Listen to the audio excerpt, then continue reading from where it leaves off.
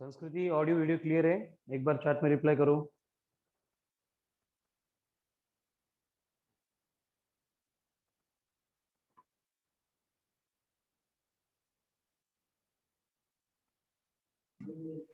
हम्म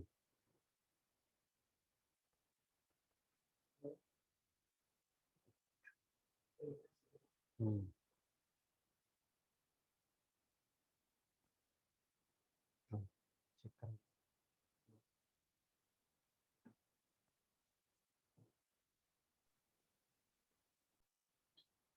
ठीक है। Good morning, all of you. So yesterday we have started discussion about new topic from the physics part 2 for the board, that is current electricity. और उसमें हमने discuss किया था start में कि बेसिकली इलेक्ट्रिक करंट मतलब क्या होता है। क्या होता है electric current? Rate of flow of charge. Rate of flow of charge उसको बोला जाता है electric current, denoted by I, given by I equals to Q upon T. Then S I unit for electric current था ampere. Then dimensions for electric current I1 और A1। ठीक है। उसके बाद में हमने देखा था इलेक्ट्रिकल नेटवर्क जो होते हैं उनको सिंप्लीफाई करने के लिए किरचॉफ्स लॉ जो है वो एक्सट्रीमली इंपॉर्टेंट है, इसलिए हमने किरचॉफ के दो लॉ का अबाउट डिस्कशन किया था, first law and second law. क्या था किरचॉफ का first law? Algebraic sum of all the currents at any junction is equals to zero. ठीक है। कोई भी जंक्शन होगा, जंक्शन होगा मतलब क्या होगा? Any point eight which electric current can split. ऐसा पॉइंट जहां पे इलेक्ट्रिक करंट स्प्लिट होता है उसको बोला जाएगा जंक्शन। और ये जंक्शन पे क्या होता है? इलेक्ट्रिक करंट की जो अलजेब्रिक सम है वो हमेशा से जीरो होती है। तो summation of I equals to zero put करेंगे, साथ में वहां पे हमें साइन कन्वेंशंस को भी इंट्रोड्यूस करना पड़ेगा। और साइन कन्वेंशंस क्या थे? Current flowing toward the junction is taken to be positive and current flowing away from the junction is taken to be negative. और वहां से हम जो भी unknown value of electric current है उसको कैलकुलेट कर सकते हैं। ठीक है। उसके बाद में और एक लॉ देखा था KVL, that is Kirchhoff's voltage law. और ये वोल्टेज लॉ समझने के लिए इलेक्ट्रिकल नेटवर्क थोड़ा इंपॉर्टेंट था। तो इलेक्ट्रिकल नेटवर्क मतलब क्या होता है?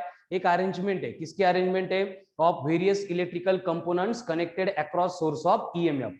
ठीक है। और इस इलेक्ट्रिकल नेटवर्क के क्लोज लूप में जब हम सम करेंगे, किसकी सम?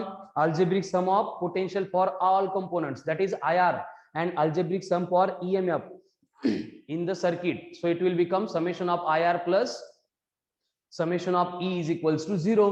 तो वहां पे हमने साइन कन्वेंशंस देखे थे कि अगर हमारी direction of tracing the network and electric current की डायरेक्शन अगर सेम है it is taken to be negative, otherwise positive. And battery की केस में क्या होता है? While travelling from positive terminal to negative terminal हमें उसको नेगेटिव लेना है। जब हम नेगेटिव से पॉजिटिव पे आएंगे तो हम उसको पॉजिटिव कंसीडर करेंगे। ठीक है। तो उससे रिलेटेड न्यूमेरिकल कैसे सॉल्व किया जाता है, देन इक्वेशन कैसे बनता है उसके बारे में हमने डिस्कस किया था। एकदम सिंपल 3 स्टेप से जाना है। फर्स्ट स्टेप में क्या होगा? पाथ में जितने रेजिस्टेंस लग रहे थे उनको लिखना पड़ेगा। सेकंड स्टेप में हर एक रेजिस्टेंस में से फ्लो होने वाला जो करंट था उसको मल्टीप्लाई करना पड़ेगा। देन थर्ड स्टेप में उनके साइन कन्वेंशंस पुट करने पड़ेंगे। एक बड़े वाले लूप का इक्वेशन बनाएंगे, एक छोटे वाले लूप का इक्वेशन बनाएंगे, दोनों को लीनियर साइमल्टेनियसली सॉल्व करेंगे तो we will get the values of unknown, that is currents I1 and I2, and इनको अगर ऐड करेंगे तो हमें टोटल करंट मिलेगा जो सर्किट में से फ्लो होता है। ठीक है। तो आज उसी सीक्वेंस का नेक्स्ट पॉइंट कंटिन्यू करेंगे, which is again most important, that is Wheatstone's network. Wheatstone's network. अभी व्हीटस्टोन्स नेटवर्क क्या होता है? एकदम सिंपल है। देखो बेसिकली क्या है कि ये चार्ल्स या व्हीटस्टोन साइंटिस्ट था, इसने क्या किया है? एक ब्रिज नेटवर्क बना दिया है। ब्रिज नेटवर्क मतलब क्या होगा? ऐसे 4 पॉइंट्स होंगे, यहाँ पे होगा ए, यहाँ पे होगा बी, यहाँ पे होगा सी, यहाँ पे होगा डी। ठीक है। ए बी सी डी, या फिर यहाँ पे ए ले लो सीक्वेंस के अकॉर्डिंग, ये बी बनेगा, ये सी, एंड ये एट द एंड डी। ऐसे 4 पॉइंट बना दिए एंड ये 4 पॉइंट के बिटवीन इस तरह से रेजिस्टेंस को कनेक्ट कर दिया गया। और ये रेजिस्टेंस कनेक्ट करने के बाद जो दिख रहा है वो ब्रिज के फॉर्म में नेटवर्क है, इसलिए इसको बोला जाता है ब्रिज नेटवर्क। और ये बनाया था व्हीटस्टोन ने, इसलिए बोला जाता है व्हीटस्टोन्स ब्रिज नेटवर्क। तो क्या है व्हीटस्टोन्स ब्रिज नेटवर्क में? बस 4 पॉइंट थे, 4 पॉइंट के बिटवीन हमने क्या किया? 4 रेजिस्टेंस को कनेक्ट किया। अब रेजिस्टेंस कौन से है? पहला रेजिस्टेंस होगा R1, दूसरा रेजिस्टेंस होगा R2, देन तीसरा रेजिस्टेंस होगा R3, देन फोर्थ रेजिस्टेंस होगा R4। अब इस नेटवर्क में से अगर हमें करंट को फ्लो करना है तो रिक्वायरमेंट किसकी है, इस सर्किट में से पोटेंशियल डिफरेंस अप्लाई करके करंट फ्लो करने की। इसलिए हम यहाँ पे पॉइंट ए को एंड पॉइंट सी को बैटरी से कनेक्ट कर देंगे। अगर ये बैटरी का पॉजिटिव टर्मिनल है, ये नेगेटिव टर्मिनल है, बैटरी का ईएमएफ ई है, तो इसका मतलब सर्किट में से करंट फ्लो होगा आई। अब ये आने वाला करंट ए के ऊपर आ रहा है, but A will work as a junction, तो यहां से करंट स्प्लिट होगा। R1 में से फ्लो होने वाला करंट होगा I1, R2 में से फ्लो होने वाला करंट होगा I2। और हम यहाँ पे एक छोटी सी और एक अरेंजमेंट करेंगे, point B and point D, इनके बिटवीन हमने कनेक्ट किया G। ये G का मतलब होगा गैलोनोमीटर, G का मतलब होगा galvanometer, and galvanometer is a device used to detect the current. ये मेजर करता है, लेकिन मेजर करने वाला जो करंट है वो इतना स्मॉल होता है कि वो प्रैक्टिकली अप्लाई नहीं होता है, in the range of milli ampere होता है। इसलिए हम सिंपली कंसीडर करेंगे कि गैलोनोमीटर क्या करेगा, करंट को डिटेक्ट करेगा है या नहीं है। तो यहाँ पे क्या हो रहा है देखो, अगेन पॉइंट बी जो है it will work as a junction, तो यहां से करंट स्प्लिट होगा। गैलोनोमीटर में से फ्लो होने वाला करंट बनेगा IG, ये R2 में से जो करंट फ्लो होगा वो बनेगा I1 minus IG। Point D पे आने के बाद ये I2 IG ऐड होंगे, एंड R4 में से फ्लो होने वाला करंट होगा I2 plus IG। Again C work as a junction, तो यहाँ पे दोनों करंट ऐड हो जाएंगे, एंड अगेन यहाँ से फ्लो होने वाला करंट होगा I। कैसे, IG कैंसिल होंगे, एंड I को हमने I1 प्लस I2 बोला था, तो I1 प्लस I2 I बनेगा। इस तरह से गिवन नेटवर्क में से इलेक्ट्रिक करंट फ्लो होगा। ठीक है, चलो one by one, once again एक बार सर्किट में मैंने क्या क्या ड्रॉ किया है एक बार सुन लो, समझ लो और देख लो। सबसे पहले क्या था सर्किट में, क्या था सर्किट में, ब्रिज नेटवर्क था, और इस ब्रिज नेटवर्क में क्या है, 4 पॉइंट्स है, A B C and D, and चारों पॉइंट के बिटवीन हमने क्या किया है, 4 रेजिस्टेंस कनेक्ट किए, R1 R2 R3 and R4। और यहाँ पे फिर सर्किट में से करंट फ्लो करने के लिए हमने A एंड C के अक्रॉस पोटेंशियल डिफरेंस अप्लाई किया, and by virtue of that electric current is flowing through the given network, जो A पे आके स्प्लिट होता है, B पे आके भी स्प्लिट होता है, C पे भी कंबाइन हो रहा है, D पे भी कंबाइन हो रहा है।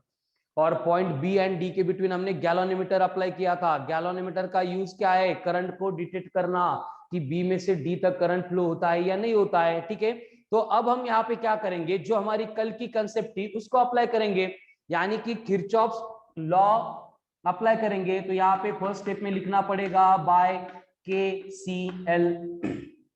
KCL मतलब किरचॉफ्स करंट लॉ। क्या बोलेगा किरचॉफ्स करंट लॉ, I बनेगा I1 प्लस I2। ठीक है, उसके बाद में हम KVL अप्लाई करेंगे बाय KVL, लेकिन KVL अप्लाई किया जाता है लूप के लिए, इसलिए मुझे पहले लूप कंसीडर करना पड़ेगा। तो मैं पहले वाला लूप ले रहा हूं A B G D A। अब नेटवर्क में देखो A B G D A, इस लूप के लिए हम KVL अप्लाई करने वाले हैं। KVL अप्लाई करते टाइम 3 ही स्टेप है। फर्स्ट स्टेप में पाथ में जो भी रेजिस्टेंस लगे थे, देखो पहला रेजिस्टेंस लगा R1, मैंने लिख दिया R1। दूसरा, ये जो डिवाइस है गैलोरीमीटर, इसका खुद का अपना रेजिस्टेंस होगा, तो यहाँ पे इसके रेजिस्टेंस को मैं बोलूंगा एज ए G, तो लिख दिया G। देन D से लेके E पे आते टाइम और एक रेजिस्टेंस लगा, दैट इज R3, तो यहाँ पे लिख दिया R3 इक्वल टू 0, क्योंकि यहाँ पे कोई EMF है नहीं। अब इनमें से फ्लो होने वाले करंट चाहिए, R1 में से फ्लो हो रहा है I1, तो R1 के बाजू में लिख देंगे I1। ये G में से फ्लो होने वाला करंट है IG, तो ये G के बाजू में लिख देंगे IG। देन R3 में से फ्लो होने वाला करंट है I2, तो यहाँ पे R3 के बाजू में आ जाएगा I2।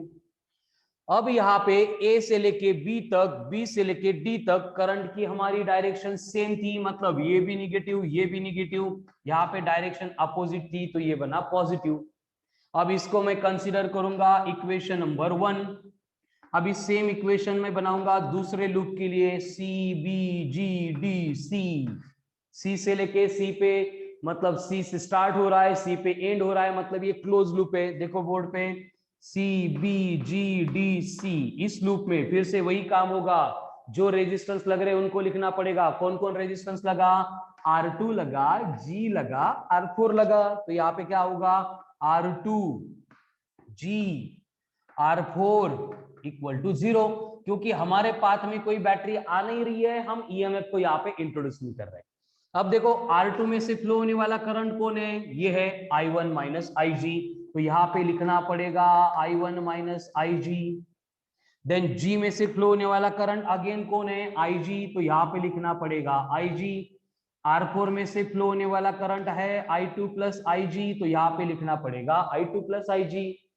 अब देखो C से लेके B तक, C से लेके B तक डायरेक्शन अपोजिट थी, तो ये पॉजिटिव।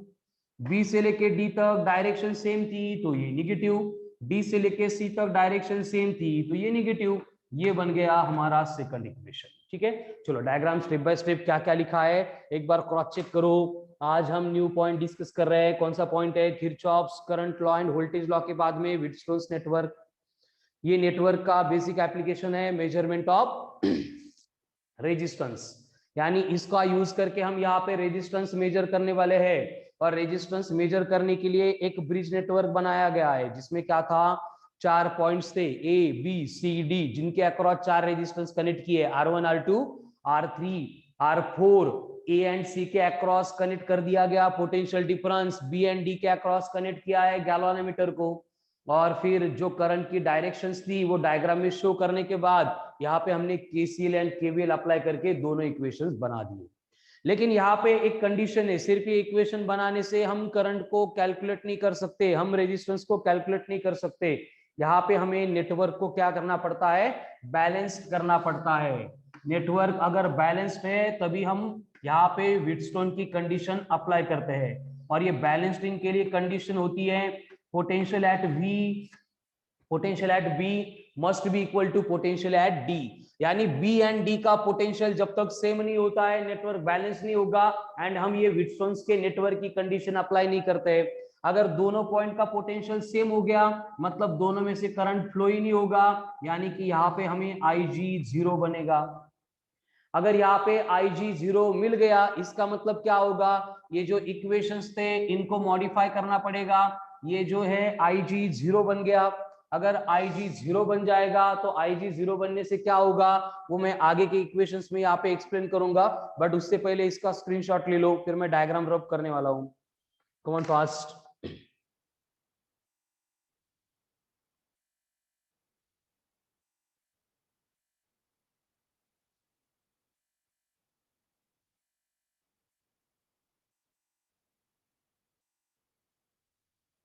हो गया, ठीक है। अब डायग्राम का काम हो गया था, इसलिए मैं इक्वेशंस को सिंप्लीफाई करने के लिए बस क्या करूंगा, IG को 0 बोल दूंगा। जब ये IG 0 हो जाएगा तो इक्वेशंस क्या बनेंगे, देखो उनके बाजू में लिखते हैं। अगर यहाँ पे IG 0 है तो इक्वेशन बनेगा minus of I1 R1 minus नहीं plus I2 R3 is equals to 0। इसको सिंप्लीफाई करेंगे तो क्या होगा, I1 R1 is equals to I2 R3 होगा। ये इक्वेशन नंबर 3 बन गया। ये कब एप्लीकेबल है, only if network is balanced.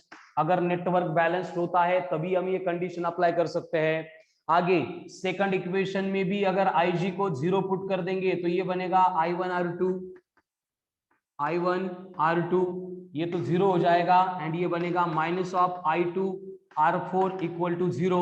इसको सिंप्लीफाई करूंगा तो मुझे मिलेगा I1 R2 is equals to I2 R4, और ये हमारा फोर्थ इक्वेशन बन गया। ये भी कब एप्लीकेबल है, जब IG 0 होगा मतलब नेटवर्क बैलेंस्ड होगा। अब अगर मैं यहाँ पे थर्ड इक्वेशन को फोर्थ इक्वेशन से डिवाइड करूंगा तो क्या होगा, I1 R1 divided by I1 R2 is equals to I2 R3 divided by I2 R4। तो I2 I1 कैंसिल होके finally I will get condition here R1 upon R2 is equals to R3 upon R4 by using this equation. इसमें से क्या होता है, कोई भी 3 resistance हमें पहले से मालूम होते हैं, नोन होते हैं। 3 रेजिस्टेंस अगर मालूम है, इसमें अगर वैल्यू पुट करेंगे तो हमें क्या मिलेगा, अननोन रेजिस्टेंस मिलेगा।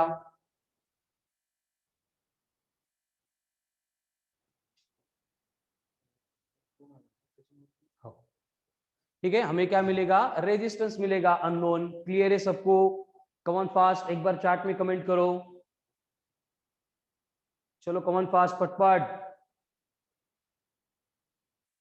सृष्टि, पगारिया, तन्मय, ओके, अमय क्लियर है, साइली क्लियर है। ठीक है, चलो इसका भी स्क्रीनशॉट लिया।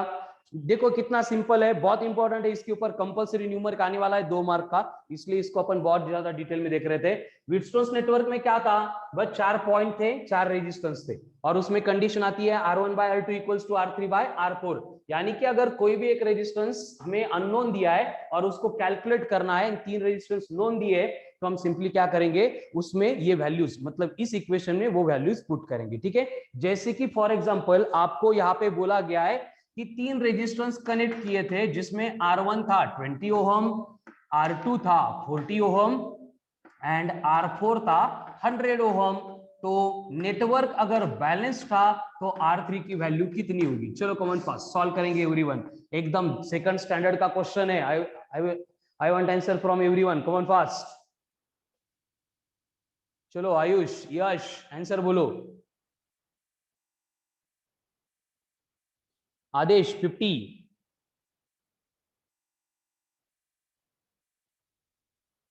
चलो बाकी लोग कमेंट में आंसर कमेंट करो पटपट।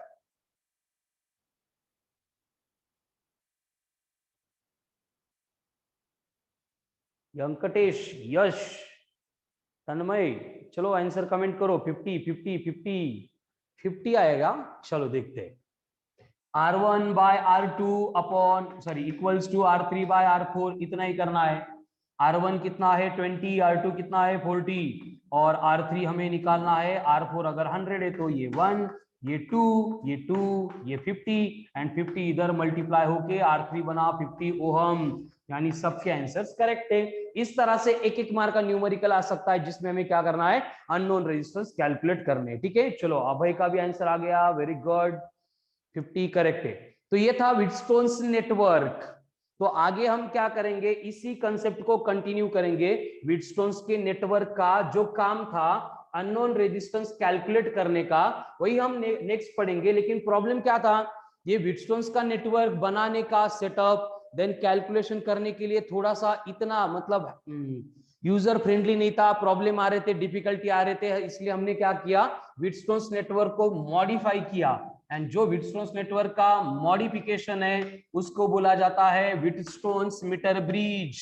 क्या बोला जाता है? Wheatstone's meter bridge. Wheatstone's meter bridge, तो क्या है व्हीटस्टोन्स मीटर ब्रिज?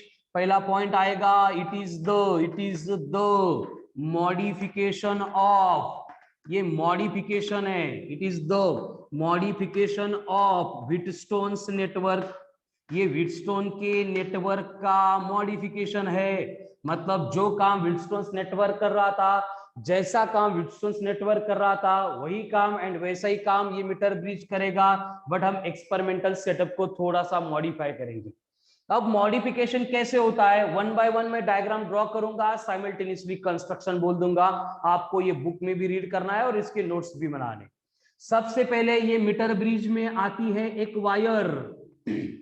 कौन सी वायर? एसी। क्या है एसी? यहां पे लिख देता हूं, AC wire of length 1 metre. एक वायर है जिसकी लेंथ 1 मीटर है, इसलिए इसको मीटर ब्रिज बोला जाता है। ये एसी की लेंथ 1 मीटर है, इसलिए इसको क्या बोला जा रहा है? Metre bridge. देन इस वायर के सीरीज में हम कनेक्ट करेंगे एक बैटरी को, जिसका ईएमएफ होगा ई।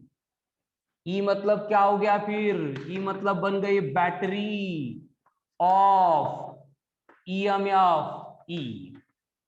उसके बाद में बैटरी के साथ में सर्किट चालू बंद कराइला आएगी यहाँ पे प्लग की के। तो ये के का मतलब होगा प्लग की। क्या होगा? प्लग की। एंड प्लग की के बाद में हम कनेक्ट करेंगे यहाँ पे रियोस्टैट को। किसको? रियोस्टैट को। तो आर एच का मतलब हो गया रियोस्टैट। अब ये रियोस्टैट का एप्लीकेशन क्या होता है? To provide variable resistor. मतलब सर्किट में जो करंट फ्लो होता है उस करंट को कंट्रोल करने की एबिलिटी सिर्फ रेजिस्टेंस में होती है, और ये रेजिस्टेंस जो सर्किट में प्रोवाइड करना है वो अगर हमें चेंज करना है तो उसके लिए हम ये डिवाइस यूज करते हैं जिसको रियोस्टैट बोला गया है। अब इसके साथ हम क्या करेंगे, ए एंड सी को इस तरह से दो मेटल स्ट्रिप में फिक्स करेंगे। पहली मेटल स्ट्रिप है C1, दूसरी मेटल स्ट्रिप है C2, एंड दोनों के बिटवीन में हम लिख देंगे तीसरी metal strip that is C3। तो C1, C2 एंड C3 क्या हो गया, मेटल स्ट्रिप। मेटल स्ट्रिप लोखंडाचा पट्टा, लोखंडाचा नहीं, ये मेडअप ऑफ होता है कॉपर, कॉपर की स्ट्रिप हम यहाँ पे कनेक्ट करेंगे। तो यहाँ पे दो गैप बन गए, इधर का गैप लेफ्ट साइड में इसलिए लेफ्ट गैप, इधर का गैप राइट साइड में इसलिए राइट गैप। तो लेफ्ट गैप में हम रखेंगे अननोन रेजिस्टेंस जिसकी वैल्यू कैलकुलेट करनी है, एंड राइट साइड में रख देंगे नोन रेजिस्टेंस जो हमें पहले से मालूम है। यानी कि मैंने यहाँ पे x लिया, x मतलब क्या होगा, x मतलब होगा अननोन रेजिस्टेंस जिसकी वैल्यू हमें कैलकुलेट करनी है।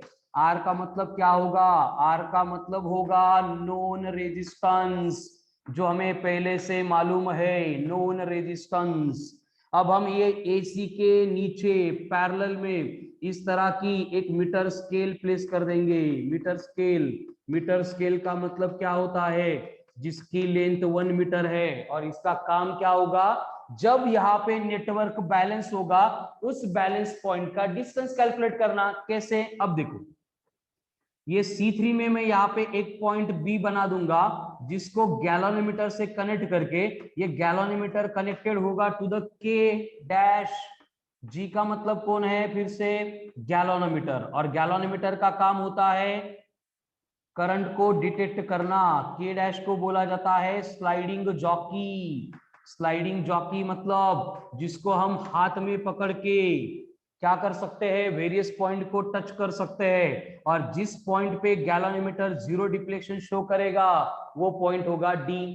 अब कंपेयर करो पहले वाले नेटवर्क के साथ, व्हीटस्टोन ने भी क्या बोला था, व्हीटस्टोन ने बोला था ऐसे 4 पॉइंट हो गए, A होगा, B होगा, C होगा, D होगा। यहाँ पे भी A है, B है, C है, एंड ये D बन गया। अब A एंड B के बिटवीन कौन था रेजिस्टेंस, R1। तो यहाँ पे A एंड B के बिटवीन कौन है resistance, X, means here R1 बन गया X। दूसरा यहाँ पे B से लेके C तक कौन है, R। यहाँ पे B से लेके C तक कौन था, R2, तो R2 बन गया R।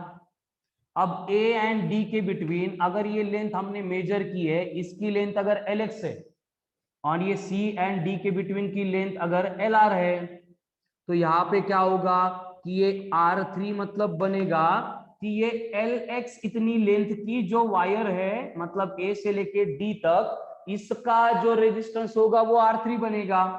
देन R4 मतलब कौन होगा, ये इधर की जो लेंथ है LR मतलब C से लेके D तक, इस लेंथ के वायर का जो रेजिस्टेंस होगा वो R4 बनेगा। तो ये R3 एंड R4 की वैल्यू हम यहाँ पे फिर से डिराइव करने वाले हैं। तो उससे पहले एक बार बोर्ड पे जो लिखा है उसका स्क्रीनशॉट ले लो। सृष्टि पगारिया को क्लियर नहीं दिख रहा है, कितने लोगों को प्रॉब्लम है ऑडियो वीडियो में, कमेंट फास्ट, कमेंट में। और किसी को प्रॉब्लम है क्या, सृष्टि पगारिया छोड़ के किसी को भी प्रॉब्लम नहीं है, मतलब सृष्टि पगारिया का मोबाइल का प्रॉब्लम है, छोड़ दो फिर उसको, ठीक है। तो हम कंटिन्यू करेंगे पॉइंट के ऊपर। इसका स्क्रीनशॉट हो गया। अब मुझे क्या चाहिए, R3 एंड R4 की वैल्यू चाहिए। तो हम क्या करेंगे, यहाँ पे हम यहाँ पे एक कांस्टेंट यूज करेंगे, और उस कांस्टेंट को बोला जाएगा सिग्मा। क्या बोला जाएगा, सिग्मा। और ये सिग्मा का मतलब होगा resistance per unit length. Sigma का मतलब होगा रेजिस्टेंस पर यूनिट लेंथ, जैसे मास पर यूनिट लेंथ होता है वैसे रेजिस्टेंस पर यूनिट लेंथ। यानी कि अगर मुझे R3 चाहिए, और R3 को हमने बोला है, क्या बोला है R3 को, रेजिस्टेंस ऑफ LX। LX इतनी लेंथ का रेजिस्टेंस, तो वो बनेगा सिग्मा इंटू LX। उसी तरह से हमें R4 चाहिए, तो R4 मतलब क्या था, R4 मतलब था रेजिस्टेंस ऑफ लेंथ LR, तो ये बनेगा सिग्मा इंटू LR। तो अब मेरे पास क्या है, मेरे पास R1 है, R2 है, R3 है, R4 भी है। अब हमें बस क्या करना पड़ेगा, नेटवर्क को बैलेंस करना पड़ेगा। अब नेटवर्क को बैलेंस कैसे करते हैं, हमें मालूम है कि अगर नेटवर्क बैलेंस्ड हो गया मतलब क्या होगा, पॉइंट बी का एंड पॉइंट डी का पोटेंशियल सेम होगा। अगर पॉइंट बी एंड डी इनका पोटेंशियल सेम हो गया मतलब करंट थ्रू गैल्वेनोमीटर जीरो बनेगा। एंड करंट थ्रू गैल्वेनोमीटर अगर जीरो बन गया तो R1 upon R2 is equals to R3 upon R4 में वैल्यूज पुट करेंगे। तो R1 था X, इससे पहले मैंने बोला था, R2 था R, R3 लिखा है सिग्मा इंटू LX, R4 लिखा है sigma into LR। Sigma sigma cancel होगा तो X इक्वल्स टू बन गया R in bracket LX by LR। लेकिन इसको हम और भी मॉडिफाई कर सकते हैं कि हमें मालूम है मीटर स्केल की टोटल लेंथ या वायर AC की टोटल लेंथ 100 सेंटीमीटर थी, यानी कि ये LR को मैं 100 माइनस LX ऐसे भी लिख सकता हूं। तो अगर ये लिख दिया तो मुझे और एक फॉर्मूला मिलेगा X का, और X बन जाएगा R in bracket LX upon 100 minus LX, हो गया फिनिश। सो इस तरह से एकदम सिंपल तरीके से हम बाय यूजिंग व्हीटस्टोन का नेटवर्क जो भी अननोन रेजिस्टेंस है उसको कैलकुलेट कर सकते हैं। ठीक है, चलो कम ऑन फास्ट, एक बार बोर्ड पे देख लो। Is that clear? If not then tell me. Clear है तो भी बोलो, नहीं क्लियर है तो भी बोलो। चलो कमेंट में, कम ऑन फास्ट। चल, तन्मय, वेंकटेश, साइली, सृष्टि, साहिल, अमय, अभय, आर्या, आदेश, आयुष, संस्कृति, ठीक है, clear clear clear, okay done. चलो कर दो रब फिर। तो ये था व्हीटस्टोन्स का मीटर ब्रिज, क्लियर है। अब ये व्हीटस्टोन के मीटर ब्रिज से रिलेटेड कुछ पॉइंट्स है जो मैं आपको ओरली बोलता हूं, आपको टेक्स्ट बुक में से उसको कॉपी करना है कि जो एक्सपेरिमेंटल सेटअप हमने यहाँ पे बनाया था वो एक्सपेरिमेंट परफॉर्म करते टाइम कुछ एरर्स आ सकते हैं, पॉसिबल एरर। तो वो पॉसिबल एरर कौन से है, पहले जो मीटर स्केल हमने प्लेस की थी वो अगर एग्जैक्टली AC के नीचे नहीं है तो हमारा LX एंड LR का रीडिंग का पार्ट गलत हो सकता है, मतलब एरर आ सकता है। उसके बाद में जो वायर हमने AC ली थी अगर उसका क्रॉस सेक्शनल एरिया यूनिफॉर्म नहीं है तो उससे क्या हो सकता है, उससे जो सिग्मा है वो चेंज हो जाएगा जो हमने कंसीडर नहीं किया, मतलब एरर आ सकता है। या फिर और एक पॉसिबिलिटी है कि जहां पे हमने वायर को मेटल के साथ कनेक्ट किया था वहां पे एक पाउडर रेजिस्टेंस डेवलप होता है जो हम यहाँ पे कंसीडर नहीं कर रहे हैं। तो ये पॉसिबल एरर्स है जो एक्सपेरिमेंट में आ सकते हैं और रेजिस्टेंस की वैल्यू जो एक्चुअल थी उससे कौन सी दूसरी वैल्यू हम कैलकुलेट कर सकते हैं। तो ये एरर आने नहीं चाहिए, इसलिए हम क्या करते हैं, कुछ प्रिकॉशंस लेते हैं। तो प्रिकॉशंस कौन से लेने हैं, पहली बात कि जो वायर AC थी उसके एग्जैक्टली नीचे हमें मीटर स्केल प्लेस करनी पड़ेगी।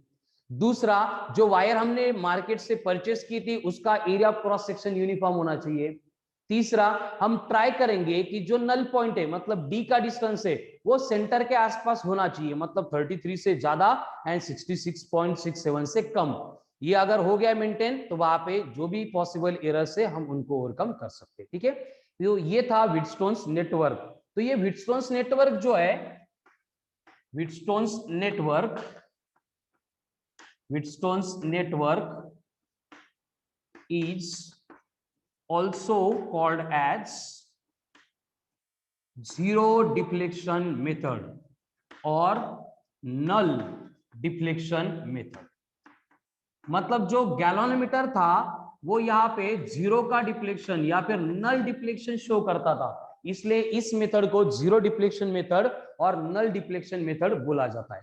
लेकिन अगर हमें सेम मेथड को अप्लाई करके गैल्वेनोमीटर का रेजिस्टेंस अगर कैलकुलेट करना है तो क्या करना पड़ता, डायग्राम आपके पास है देखो, ऊपर जो X था उसकी जगह पे मुझे गैल्वेनोमीटर कनेक्ट करना पड़ता और ये B के साथ एक गैल्वेनोमीटर तो पहले से है। मतलब अगर by using Wheatstone's meter bridge, if I want to calculate the resistance of galvanometer, I have to use two galvanometers, but practically galvanometer is a bulky and costly instrument, so वो feasible नहीं था। तो इसको overcome करने के लिए same method में थोड़े से मॉडिफिकेशन किए थे केल्विन ने और उसके लिए हम यहाँ पे डिस्कस करेंगे केल्विन के मेथड को, केल्विन्स मेथड, केल्विन्स मेथड। अब ये केल्विन्स मेथड क्या है? सबसे पहले it is only used to calculate unknown resistance of galvanometer. ये सिर्फ गैलोनोमीटर के अननोन रेजिस्टेंस को कैलकुलेट करने के लिए यूज होती है। दूसरा, we can calculate unknown resistance of galvanometer by using single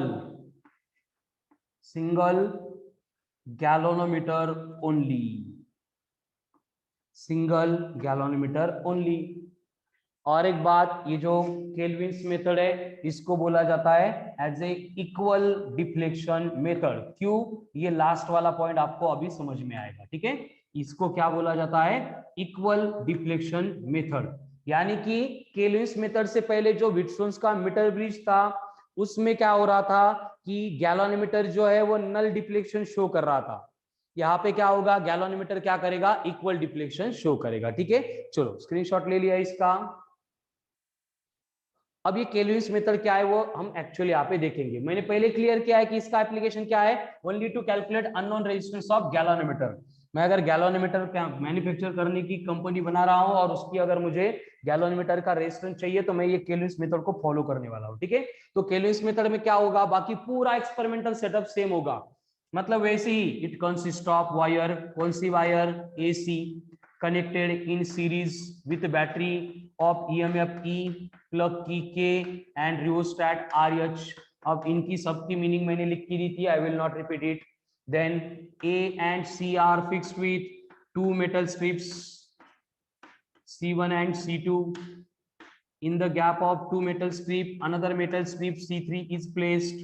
In the left gap, unknown resistance X is to be placed। In the right gap, known resistance R is to be placed। हो गया। बस यहाँ पे change क्या था? Unknown resistance को हम replace करेंगे गैलोनोमीटर से, एंड यहाँ पे जो पॉइंट बी था उसको डी से कनेक्ट करने के लिए हम सिर्फ स्लाइडिंग जॉकी कनेक्ट करेंगे। कोई भी गैलोनोमीटर यहाँ पे नहीं आएगा। ये मीटर स्केल पहले जैसी एज इट इज होगी।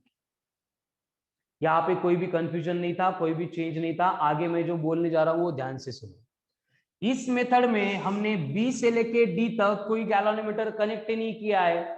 तो अगर गैलोनोमीटर कनेक्ट नहीं किया है तो हमें समझ में कैसे आएगा कि बी एंड डी में से कोई करंट फ्लो नहीं हो रहा है? इसलिए हम क्या करेंगे, यहाँ पे एक एक्सपेरिमेंटल सेटअप में थोड़ा सा चेंज करेंगे जो केल्विन ने सजेस्ट किया था। केल्विन ने बोला है कि ये की क्लोज कर दो, ये जो स्लाइडिंग जॉकी है उसको हवा में पकड़ो, AC पे टच मत करो, फिर गैलोनोमीटर कितने डिविजन्स का डिफ्लेक्शन शो कर रहा है वो नोट डाउन करो।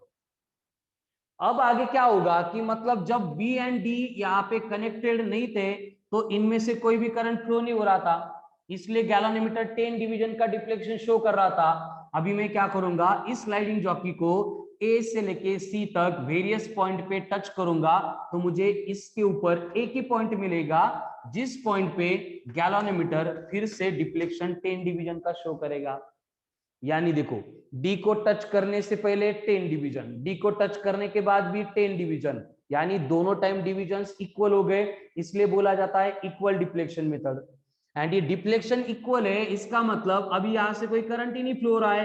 करंट फ्लो नहीं हो रहा है मतलब नेटवर्क क्या हो गया? नेटवर्क हो गया बैलेंस्ड। एंड अगर नेटवर्क बैलेंस्ड हो गया तो यहाँ पे ये लेंथ बनेगी LG, ये लेंथ बनेगी LR। तो हमें मालूम है नेटवर्क अगर बैलेंस्ड है तो यहाँ पे चेंजेस क्या होंगे? R1 बनेगा G, R2 बनेगा R, R3 बनेगा सिग्मा इंटू LG, R4 बनेगा सिग्मा इंटू LR। कैसे? इससे पहले के एक्सप्रेशन में हमने डिस्कस कर लिया है। तो R1 upon R2 equals to R3 upon R4 में वैल्यू पुट करेंगे तो क्या होगा? G upon R equals to बनेगा sigma into LG upon sigma into LR। Sigma sigma cancel होके G equals to R in bracket बनेगा LG upon LR। फिर से वही कंडीशन है कि LG प्लस LR दोनों की लेंथ अगर 100 सेंटीमीटर थी तो मैं LR को लिख सकता हूं 100 माइनस LG। हो गया।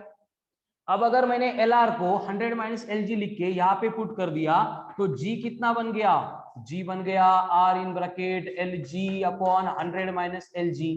तो इस तरह से हम गैल्वेनोमीटर का जो अननोन रेजिस्टेंस है वो कैलकुलेट कर सकते हैं। ठीक है, चलो कॉमन फास्ट एक बार क्रॉस चेक करो, क्लियर है?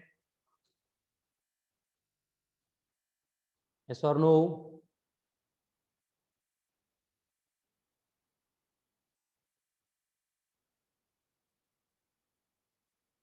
क्लियर है, क्लियर है, ओके। चलो, सो आज के लेक्चर में हमने क्या किया, हमने बस 3 पॉइंट को डिस्कस किया। तीनों पॉइंट का पर्पस एप्लीकेशन एक ही था, to calculate unknown resistance of the given resistor. ठीक है, पहले होता है व्हीटस्टोन्स नेटवर्क, जिसमें ब्रिज नेटवर्क था, उसमें 4 पॉइंट के अक्रॉस 4 रेजिस्टेंस कनेक्ट किए गए थे, उसी को मॉडिफाई करके बना था व्हीटस्टोन्स नेटवर्क। लेकिन व्हीटस्टोन्स नेटवर्क में गैल्वेनोमीटर का रेजिस्टेंस कैलकुलेट करना इतना सिंपल नहीं था, इसलिए उसको मॉडिफाई करके केल्विन्स मेथड, मतलब तीनों भी डेरिवेशनल पार्ट हुए हैं वो एक ही कंसेप्ट से रिलेटेड है।